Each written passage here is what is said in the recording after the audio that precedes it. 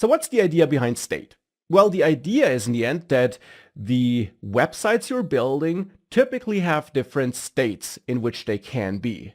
If you have a dynamic website, so a website where things change after it was loaded, as it's the case here, where we want to change some text after it has been first rendered, if you have a website like this, then your website in the end has different states. This text here is one state, and if I enter another text here and this text down there is updated, that's a different state in which our application is in the end. And React allows you to manage such different states so that it then takes care of updating the user interface as your states change. So in order to use this state feature to update this text down here, as we type something up here, we have to do two main things. We have to register such a state, and we have to set up an event listener that tells React whenever we type here, so that we tell React when the state should be updated. And let's start with the event listener first. For that, we got this new post component here. And in this new post component, we, for example, want to listen to changes to this text area. So we want to listen to keystrokes in that text area. Now in standard vanilla JavaScript, we would try to reach out to this text area with query selector, for example. And then we could call add event listener to add an event listener to this element. For example, the key down event listener or the change event listener, which will basically be triggered whenever the value entered into this text area changes, including cases where we paste a new value into this text area. So we might want to listen to change and then trigger some function as this change event occurs. That's how we would handle it in vanilla JavaScript. However, this is also using the imperative approach. We're telling the browser that we want to get hold of the text area and add an event listener and what should happen then. With React, we use a declarative approach instead, as you learned. And therefore with React, if you want to add an event listener to this text area, you do that by adding a special prop. A prop that starts with on, and then the name of the event to which you want to listen. For example, on key down. The important thing to note though is that you do have this camel case notation where you start with a lowercase character for the on, and then the words thereafter start with uppercase characters. And for the change event, it's therefore on change. So you add this prop to the text area here, for example, to listen to the change event.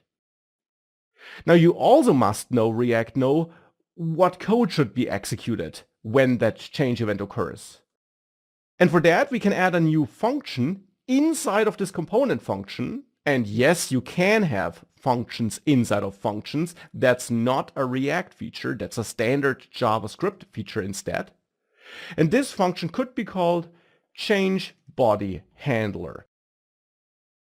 The name of the function is up to you, but I prefer to have functions that end with handler if I plan to assign these functions to event listeners. But that's not required. Technically, this function name is entirely up to you.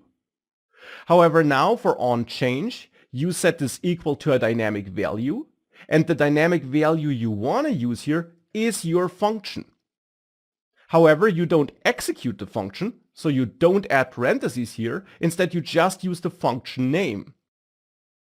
Because in JavaScript, again, standard JavaScript, not React specific, functions are totally normal values like strings or numbers or objects. Indeed, functions under the hood are objects. And therefore you can pass functions to props just as you can pass numbers or text to props. So here we're passing the change body handler function as a value to the onChange prop.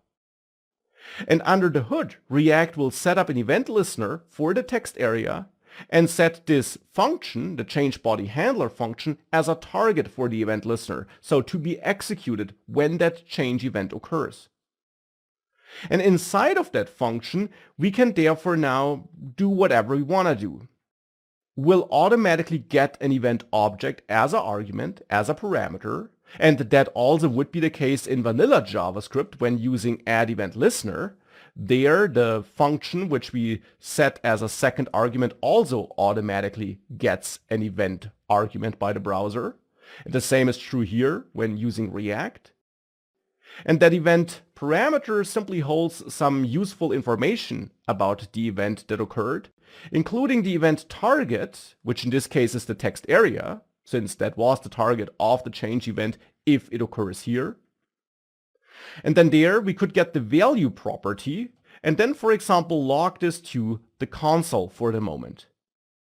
Now this is vanilla JavaScript code here. We get access to the target of the event, and the target is the text area element, and that turns out to have a value property which holds the value entered by the user. So with this code, we're not doing anything with state yet. We'll get to that later, but we are setting up an event listener, and we're then logging the value entered into the text area by the user who's on the website. Therefore, if you save everything and you open the developer tools and go to the console there and reload the site, if you enter something here, you see that for every keystroke, the current value is being logged here into the console. Now if I cut this and reload and paste it in, it's also logged here because, as I said, the change event is also triggered if you paste something into this input area. So that's how you can set up event listeners. And whilst this is not directly related to this state concept, it's still kind of an important prerequisite, because whilst you can use state without events, you very often want to change to a different state upon the occurrence of a certain event. Be that a value entered into an input or a button being pressed, typically you want to change something on the screen after a certain event occurred. And that's why it's important to understand how you can set up event listeners. And this is how you can do it with React.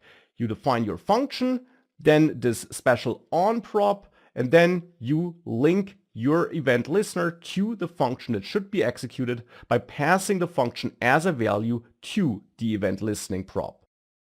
And you then get this event object automatically passed into this event listening function by React.